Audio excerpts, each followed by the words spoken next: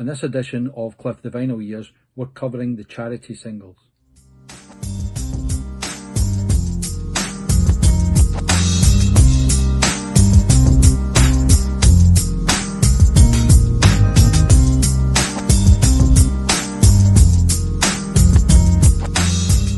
In 1995, Cliff Richard became the first rock star, pop star to receive a knighthood. Of course, only British citizens or Commonwealth citizens can achieve that honour. That precludes Americans, Europeans and whatever.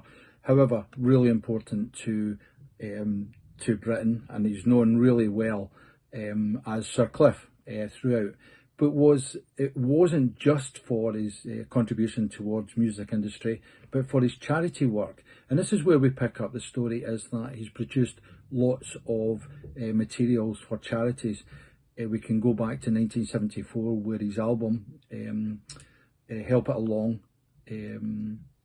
was produced to make funds towards the Tear Fund, which was close to Cliff Richard's heart, and a project that he wanted to support, and indeed visited out in Africa. We've covered that earlier in an earlier programme. However, when we look at the singles that were coming out, we see a lot of singles coming out, making a lot of quick money for projects that were happening throughout the world. And that's what we want to focus on today. The first single we pick up is Live in World, which was completed with the Anti-Heroin Project and featured a lot of artists on there. As it said on the cover, it's an anti-heroin project, and it was about helping or supporting people that were victim of drug abuse. They had quite names actually for the band. They called them the Anti-Smack Band, which is a colloquialism for heroin. And the crowd featured many artists in there, and one of them included Cliff Richard on there. So it was a project that was supported by lots of famous people on there, including Steve Harley, Jim Diamond at the time, including Ringo Starr, of the Beatles. The list actually goes on, and some certainly famous artists at that time. So that was Cliff's really first involvement with a charity single, although we did make reference to a 1974 album. The most successful single that Cliff was involved in was, of course, Cliff Richard with The Young Ones, featuring Hank Marvin. Now, this was an enormous #1, reached gold disc level, and has went down in folklore as being one of the best singles ever done. And so I'm pretty sure it's a lot of people's favourite, certainly one of mine. We move on to Band-Aid 2. It was an interesting one because the original Band-Aid, Do They Know It's Christmas, Cliff wasn't involved. They brought together all the artists in the world, and I won't bore you with the individuals in there, but obviously there was many, all the top bands of that time were brought together by Bob Geldof and Midge Ure, and produced one of the greatest singles ever.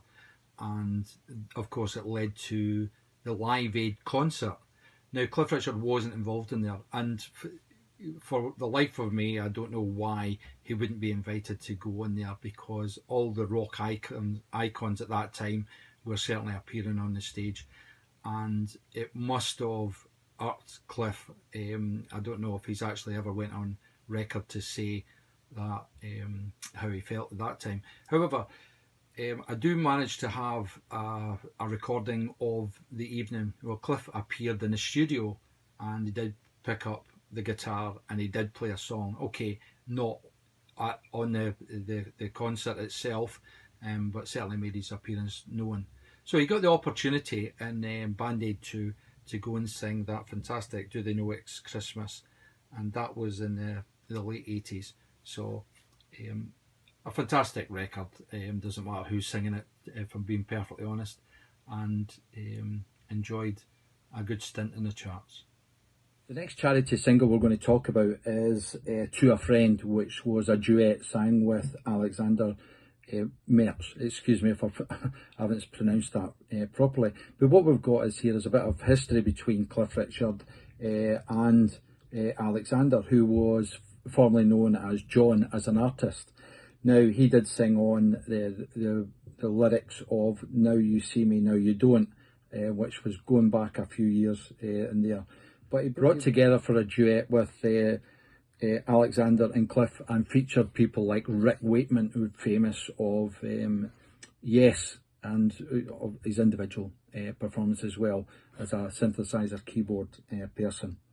1989 what saw the release of that, and this supported the charity, or the charity album, Song for Life, Music from Mission 1989. So what we see is that single coming out there, and it was a German release, which you can see I've managed to get there. So how successful it was in the German charts, I don't have it to hand, but we're just dealing with the actual singles themselves. So that was someone who was in that background of singing religious songs, and that's why that duet came together. You can see the To a Friend single I was making reference to the bottom left. We work on to Simon Cummings, Everyone's Got a Crisis in Their Life, which was to support leukaemia research at Great Ormond Street and the Queen Elizabeth Hospital for Children. Simon Cummings was a DJ who brought this song together. I actually quite like it. It got kind of slated at the time, but Cliff has a starring role in this particular record. So you hear his voice quite predominantly, and it's definitely a good part of the collection, and a good charity single. Again, don't know, it wasn't a success in the charts, and I think it was deemed to be quite a weak song. However, these charities are fantastic, so sometimes they appear in the charts for the charity or the celebrity rather than the music quality. So maybe that was an unfair criticism that was put out by the media at the time. And that covered all the vinyl that Cliff put out in the single, so not very much there, but I don't suppose that many artists appear in so many of these. They appear every few years. We usually have celebrities on, children in need, and Comic Relief, who come out with a yearly single, whatever. But of course, it's different artists all the time. So a lot of fun, and definitely got a place in the collection. However, it would be amiss of me if I didn't continue with the charity releases at this time and not mention the next two, because these are really important parts of the collection, although you can't get them on vinyl.